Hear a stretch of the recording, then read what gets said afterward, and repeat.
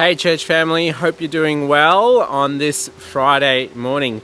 Hey, I just wanted to send a quick video to our church family. As you know, the whole coronavirus pandemic has hit both the media and the various different organizations, and Canterbury Gardens is no different.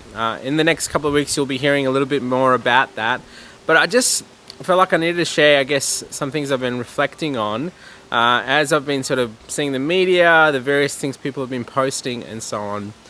So we, as a church, our leadership team are talking and praying through this, what it means for us as a community. And so you'll hear a bit about that on Sunday morning. But I just want to share some things that I want you to consider as we go into this season that's here in our country, in our state, and even our very neighborhood. Firstly, I guess the first thing we need to remember is to be still. To be still and to remember that Jesus is still Lord. He rules and reigns. He's not caught by surprise with what's going on. It's a reminder that we live in a broken world, a world that is not our home, a world because of sin has the effects of such things as the coronavirus. The other thing I was going to say and suggest is, besides being still, is to be wise.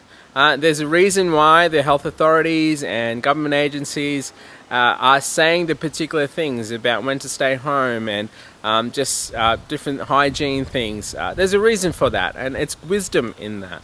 So I think in some sense we already should be doing some of these things already, but we should continue to do that in due of what's going on in our state and our country.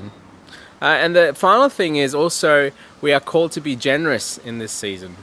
See, for us as followers of Jesus, it's not a time for us to retreat.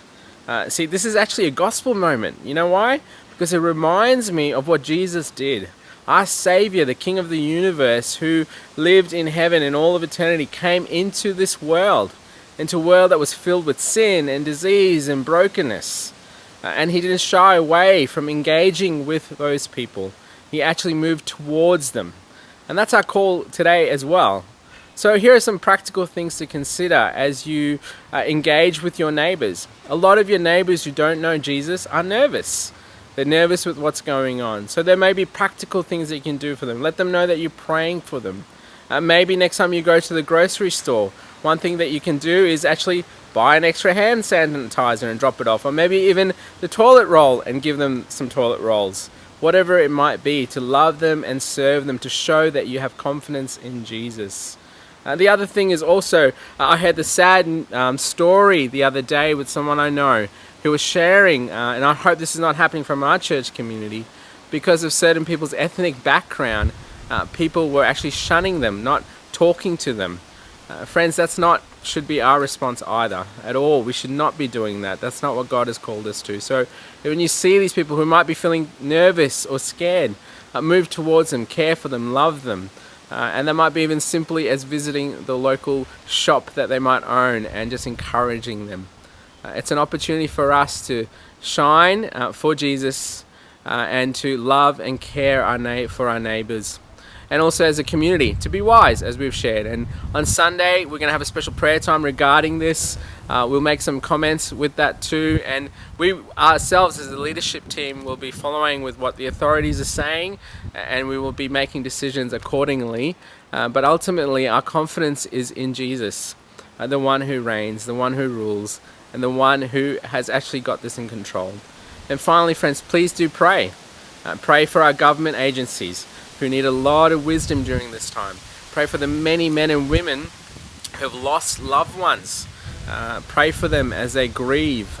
Pray for those who have been infected by this virus, that God would help them to get better and heal them and restore them. Pray for the many men and women who will be serving them in the various medical practices. They'll be caring for them, loving them, that God would protect them and empower them to be salt and light, particularly those who know Jesus. So church, let's move forward in what God is calling us to do in this season for His glory. See you guys on Sunday, both at 9 a.m. and 10:30. God bless.